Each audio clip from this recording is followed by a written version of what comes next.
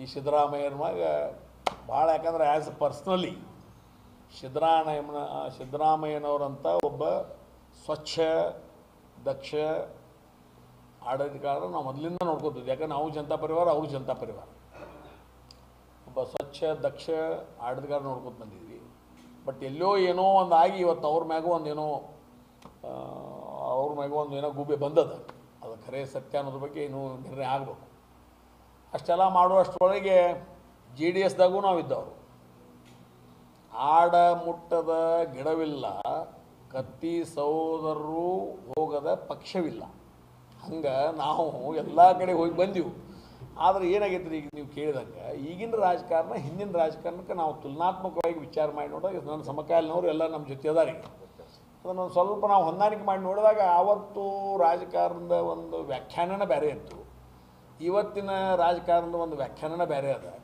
ಅದಕ್ಕೆ ನಾವು ಉದಾಹರಣೆ ಹೇಳ್ತಾ ಇದ್ದೀನಿ. ಇವತ್ತು ದಕ್ಷ ಜನತಾ ಪರಿವಾರದ ಒಬ್ಬ ದಕ್ಷ ಇವತ್ತು ಕಾಂಗ್ರೆಸ್ಸಾಗ ಇರ್ಬೋದು, ಬಟ್ ಅವರು ವೈಯಕ್ತಿಕವಾಗಿ ದಕ್ಷ ಫೈನಾನ್ಸ್ ಹಣಕಾಸು ಸಚಿವಾಲಯದಿಂದ ಸಾಕಷ್ಟು ಬಾರಿ ನಿಭಾಯಿಸಿದವರು. ಇವತ್ತು ಅವ್ರ ಮ್ಯಾಗೂ ಒಂದು ಏನೋ ಗೂಬೇಕು ಇತ್ತು.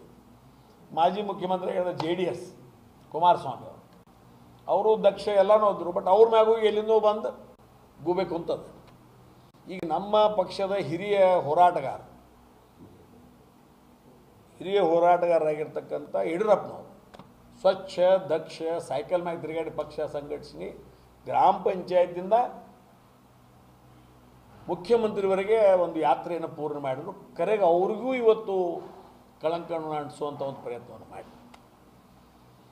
ಇನ್ನು ಈ ನಮ್ಮ ವಿರೋಧ ಪಕ್ಷದ ನಾಯಕರಾಗಿರ್ತಕ್ಕಂಥ ಸಹೋದರ ಅಶೋಕ್, ನಮ್ಮ ಅಶೋಕ್ ಅವ್ರ ವಿರುದ್ಧ ನಿನ್ನೇನೋ ಒಂದು ಸುದ್ದಿ ಕೇಳಿ ಬರಾಕತ್ತ. ಅಂದರೆ ವಿಶೇಷವಾಗಿ ಈಗಿನ ರಾಜಕಾರಣ ಅಂದರೆ ಹೆಂಗೈತಿ ನಿಮ್ಗೆ ಹೇಳಬೇಕು.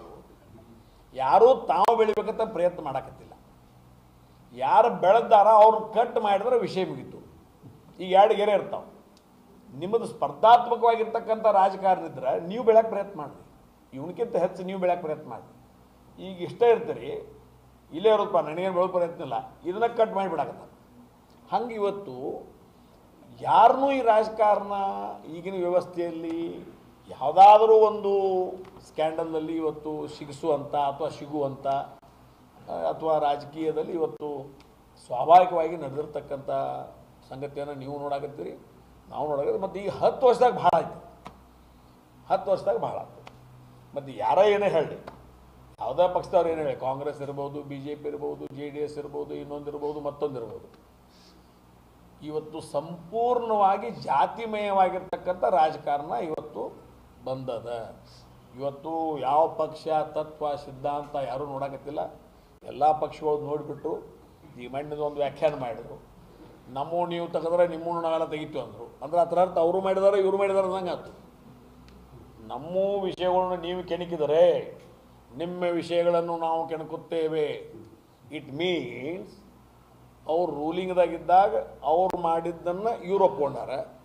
ಈಗ ಅವ್ರು ರೂಲಿಂಗ್ದಾಗ ಬಂದಾರ, ಇವ್ರು ಅಪೋಸಿಷನ್ದಾಗ ಅದಾರ, ಅವ್ರು ಮಾಡಿದ್ದನ್ನು ಇವ್ರು ಒಪ್ಕೊಳಕತ್ತಾರೆ. ಅಂದರೆ ಒಟ್ಟು ನಾವು ಏನು ಮಾಡ್ತೀವಿ ಮಾಡ್ಕೊತ ಹೋಗ್ತೀವಿ, ಅಂಡರ್ಸ್ಟ್ಯಾಂಡಿಂಗ್ ಮ್ಯಾಗ ಮಾಡ್ಕೊತ ಹೋಗ್ತೀವಿ, ನೀವು ಜಗತ್ತೆಲ್ಲ ನೋಡ್ಕೋತಿರ್ಲಿ ಅನ್ನೋಂಥ ಲೆಕ್ಕದಾಗ ಅದಾರ. ಇನ್ನು ಈ ಸಂದರ್ಭದಾಗ ರಾಜಕಾರಣ ಮಾಡಬೇಕು ಮಾಡಬಾರ್ದು ಅನ್ನೋದು ವಿಚಾರ ಮಾಡುವಂಥ ಒಂದು ಪರಿಸ್ಥಿತಿ ನನಗೆ ವೈಯಕ್ತಿಕವಾಗಿ ನನ್ನ ಮುಂದೆ ಐತಿ.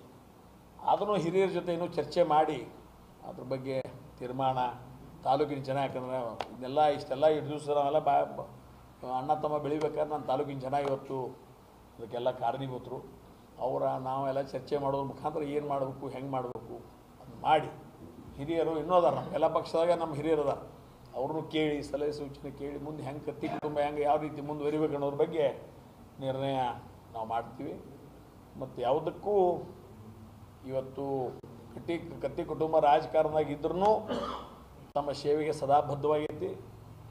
ರಾಜಕಾರಣದಾಗ ನಾವು ಇಲ್ಲದೆ ಹೋದ್ರೂ ನಾವು ಸದಾ ಸೇವೆಗೆ ಬದ್ಧರಾಗಿದ್ದೀವಿ. ಮತ್ತು ನಮ್ಗೆ ರಾಜಕಾರಣದಾಗ ಭಾಳ ಆಸಕ್ತಿ ಇಲ್ಲ, ಸಮಾಜಕಾರಣದಾಗ ಆಸಕ್ತಿ ಇದೆ. ಎಲ್ಲರೂ ತಪ್ಪಾಕತ್ತಿದ್ರೆ ತಿಳಿಸಿ ಹೇಳಬೇಕು. ಸಮಾಜದಲ್ಲಿ ಒಂದು ತಿಳಿಯಾಗಿರ್ತಕ್ಕಂಥ ವಾತಾವರಣ ಇರಬೇಕು. ಮತ್ತು ಸಮಾಜ ಬೆಳೆದಾಗ ನಾವು ಬೆಳೆಯೋದ್ರ ಜೊತೆಗೆ ಸಮಾಜವನ್ನು ಬೆಳೆಸಬೇಕು. ಈ ರಾಜಕಾರಣಕ್ಕಿಂತ ಸಮಾಜಕಾರಣ ಮಾಡುವಲ್ಲಿ ಹೆಚ್ಚಿನ ಆಸಕ್ತಿ ಐತಿ. ಆ ನಿಟ್ಟಿನಲ್ಲಿ ಮುಂದಿನ ನಿರ್ಮಾಣದಲ್ಲಿ ಎಲ್ಲರ ಜೊತೆ ಚರ್ಚೆ ಮಾಡಿ ನಿರ್ಣಯ ಮಾಡ್ತೀನಿ ಮಾತನ್ನು ಹೇಳ್ತೀನಿ.